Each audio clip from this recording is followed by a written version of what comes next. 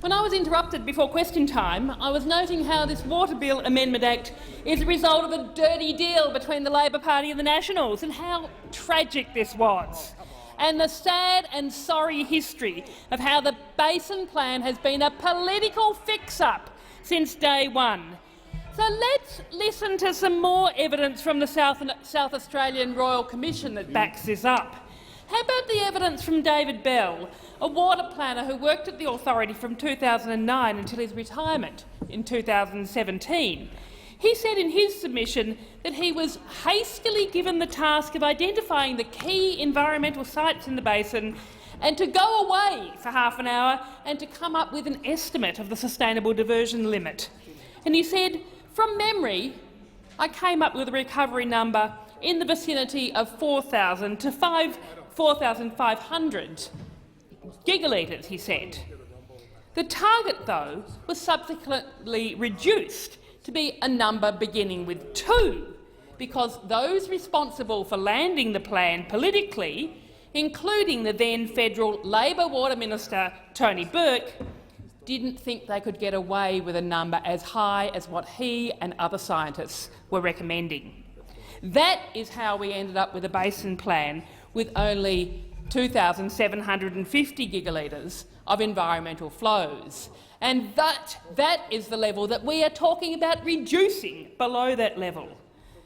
I want to paint a picture of what this lack of water means in a pretty special part of Victoria, because sadly the devastation of not enough water isn't just restricted to iconic localities like the Coorong or the Darling River. I had the great privilege last month to visit the Murray near Swan Hill in northern Victoria, to attend a local forum about the water in the river, to meet some farmers and to visit a local orchard whose future depends upon a healthy river, and to visit the Nyah vinifera River Red Gum forests with one of the traditional owners of this land, Waddy Waddy man Kane Thornton. And I want to give a call out to Jackie Kelly and Morgana Russell, who organised my trip, and to orchardist Peter Thornton from Wooranen, and the local campaigners for the river that I met with, including Nikki Mackay and particularly Kane, who was so generous with his time as he led us on a tour of the forests. These are the people that I'm thinking about as we debate this bill. And I'm thinking the attendees of the public forum that I attended, ordinary residents of country Victoria, farmers, irrigators, townspeople from Swan Hill and Nyah and from as far afield as Mildura, the local Indigenous community and representatives of Mildren, the Murray Lower Darling Rivers Indigenous nations. Many were older folk who had lived on and near the river all their lives, absolute salt-of-the-earth folks. And they had some simple asks at this forum. They asked that any amendments to the Basin Plan must secure enough water so that the Murray can flow across floodplains and all the way out to sea. They wanted to see guaranteed delivery of the additional 450 gigalitres of water for rivers, wetlands and floodplains that was promised as part of the Basin Plan recommendations.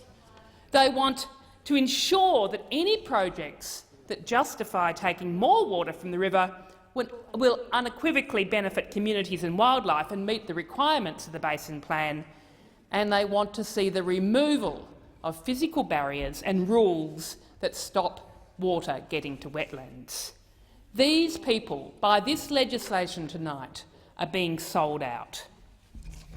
I'm thinking of the irrigation farmers, Peter and Graham Thornton, whose orchards we toured, who know that they haven't got a healthy future unless the river has a healthy future, who want to see more water returned to the river, not less.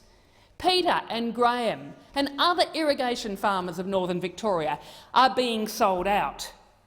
Today's Water Amendment Bill is going to remove another 70 gigalitres on top of the 605 gigalitres of the so-called southern SDL water from the already compromised Basin Plan, on the basis that somehow a series of yet-to-be-developed infrastructure projects for which there are not business plans, mean that environmental water will be able to be used more efficiently and so that 675 gigalitres isn't needed anymore. It is patently ridiculous. It is scientifically and socially and economically unsubstantiated. And anyone who believes it's going to work is in cloud cuckoo land if you think that it's going to ensure the health of the river. The reality is the tragic impacts of not enough water are going to continue to be felt across the basin, from the Darling to the Coorong and to Swan Hill and Nyah in between. It was a privilege, but it was sobering and sad to walk the Nyah vinifera River Red Gum forests with people who love them, who know them well, and who are devastated as they see these forests dying before their very eyes.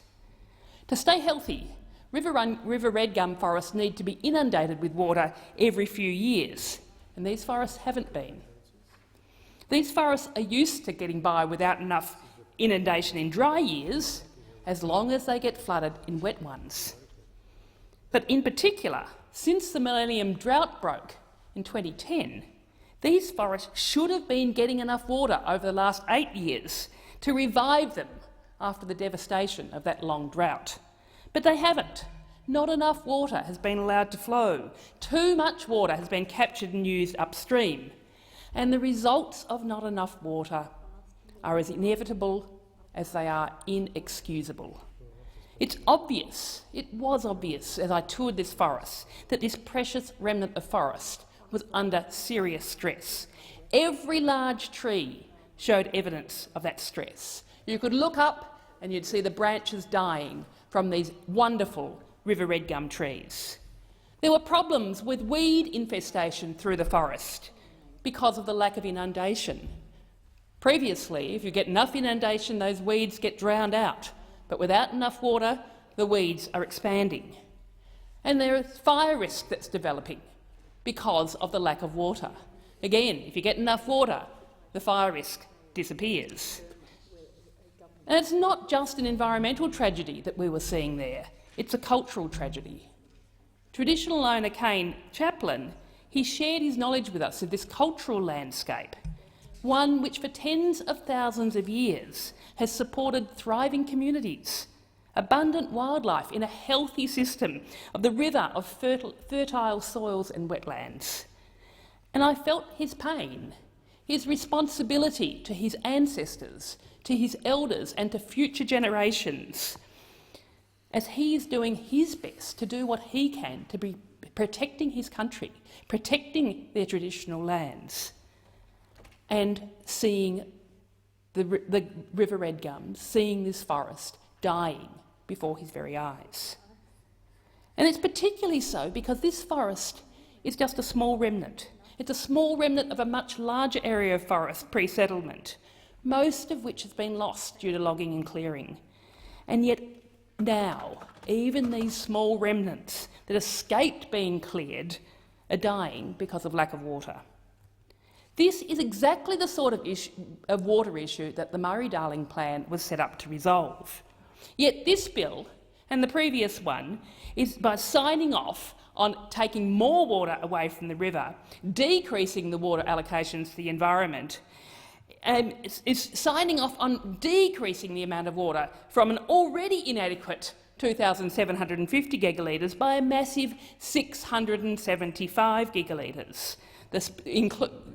Both the southern so-called sustainable diversion limits and the 70 gigalitres that's allowing to be brought forward again through this bill. I mean, let me share with you what these so-called sustainable diversion limit projects, these projects that are meant to be meaning that the river environment can cope with less water, look like. Let me share with you what they look like in the Nyah vinifera forests.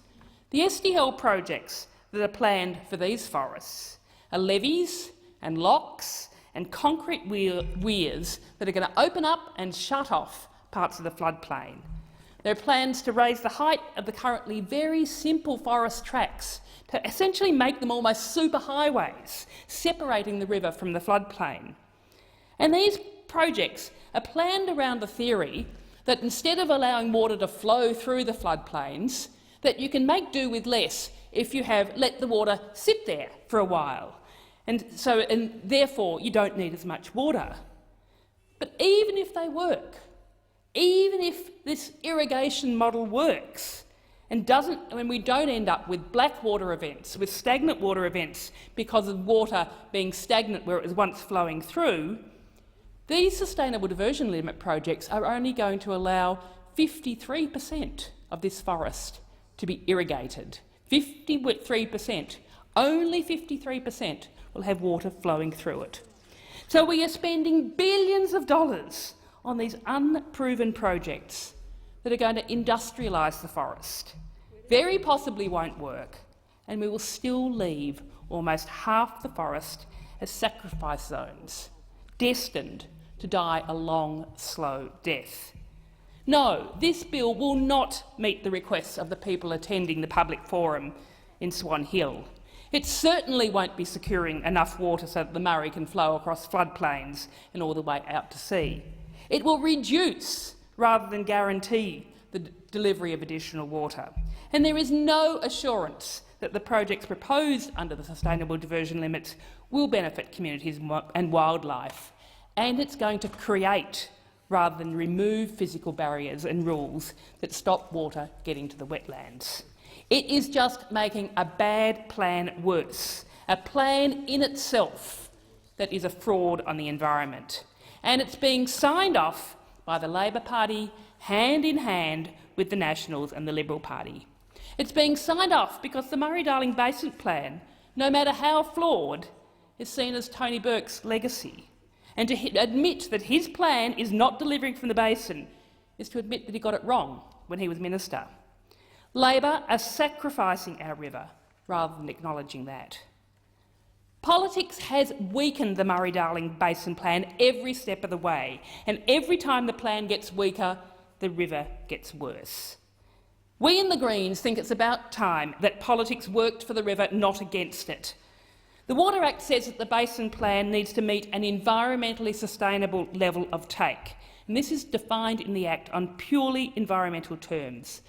But the Murray-Darling Basin Authority has made it clear time and time again that it doesn't interpret that environmentally sustainable level of take purely on environmental terms.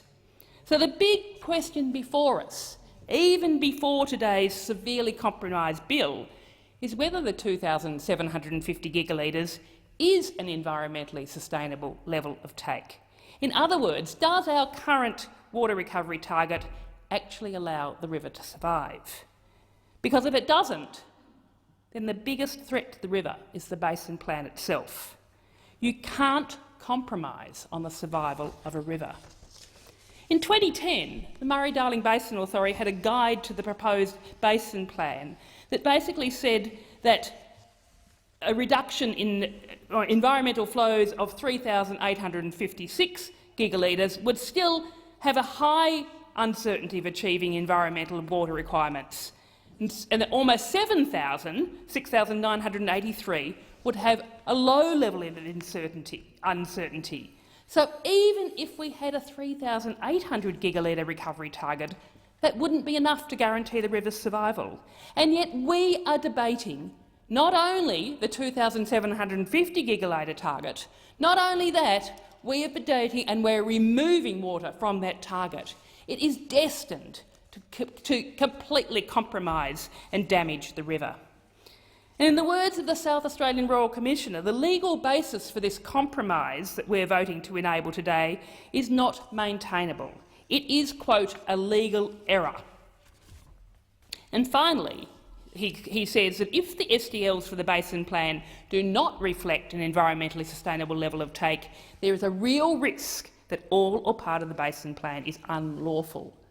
This is a hugely serious allegation, and it's got enormous and wide-ranging implications. We shouldn't be voting on this bill today. The whole Murray-Darling Basin Plan will need to be re-looked at after the Royal Commission has concluded. We should not be making conditions even worse for the river while the Royal Commission's work is underway. This is much more than a minor vote to correct a legal area, to get over the fact that the Senate disallowed the 70 gigalitre Northern Basin SDLs before Labor rolled over.